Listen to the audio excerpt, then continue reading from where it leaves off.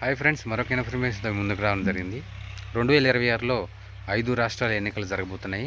ఇది మరి లోక్సభ ఎన్నికల ముందు మినీ సంగ్రామంగా మరి విశ్లేషకులు భావిస్తున్నారు.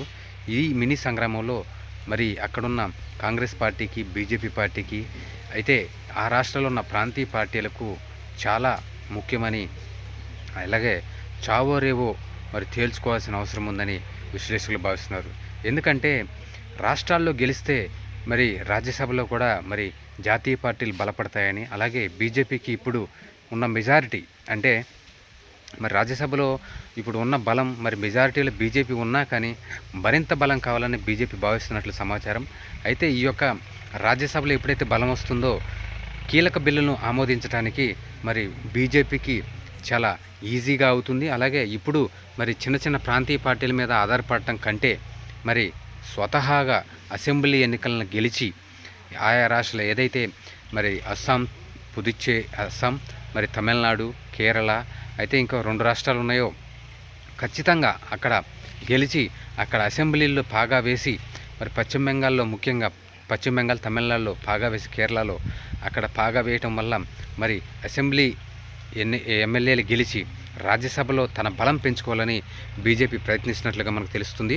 అయితే ఈ యొక్క ఎందుకు ఈ 5 రాష్ట్రాలు ఖచ్చితంగా గెలవాలి అంటే కేవలం మరి అక్కడ ఆయా రాష్ట్రాల్లో బలం పుంజుకోవటమే కాకుండా మరి అక్కడ రాజ్యసభలో కూడా, అదే కాకుండా రాబోయే 2000 మరి జమిలీ ఎలక్షన్కు వెళ్ళాలని బీజేపీ తాపత్రయపడుతున్న మరి తరుణంలో ఈ యొక్క 5 రాష్ట్రాల్లోని ఖచ్చితంగా ప్రభుత్వాలని మరి ఏర్పాటు చేసి జమిలీ ఎలక్షన్ కానీ రాబోయే లోక్సభ ఎలక్షన్లకు కానీ మరి దాన్ని ఒక రూట్ మ్యాప్గా ఎంచుకోవాలని మరి జాతీయ వర్కింగ్ ప్రెసిడెంట్ గారు నితిన్ నబీన్ గారు కానీ, అలాగే రాహుల్ గాంధీ గారు కానీ, అమిత్ షా గారు కానీ మోదీ గారిని భావిస్తున్నట్టు సమాచారం.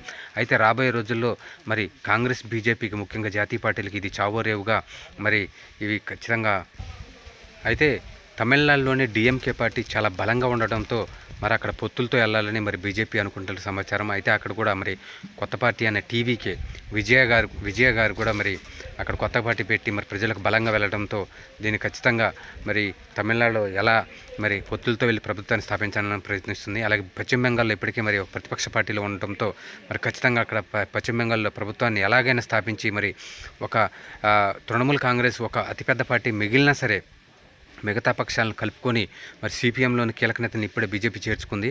అలాగే మరి ఖచ్చితంగా అక్కడ ప్రభుత్వాన్ని స్థాపించాలని బీజేపీ మరి పట్టుబట్టినట్లు అక్కడ సమాచారం. ఇప్పటికే మరి అమిత్ షా గారు అక్కడ పాగా వేయటం జరిగింది.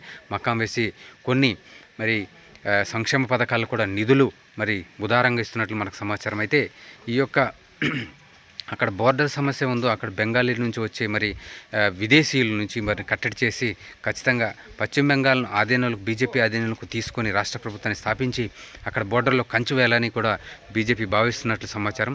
అయితే కేరళ కూడా మొన్న తిరువనంతపురం మరి మున్సిపల్ ఎలక్షన్లో గెలిచినట్లు ఖచ్చితంగా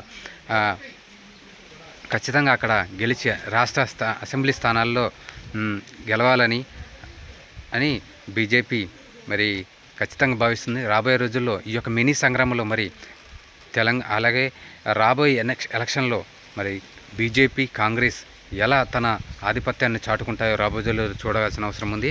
ఈ యొక్క మరి ప్రాంతీయ పార్టీలైనా కూడా వాటి కూడా చాలా చావరేవో పరిస్థితి కాబట్టి మరి ప్రజలు ఎవరిని ఆదరిస్తారో అని చూడాల్సిన అవసరం ఖచ్చితంగా ఉంది. Thank you.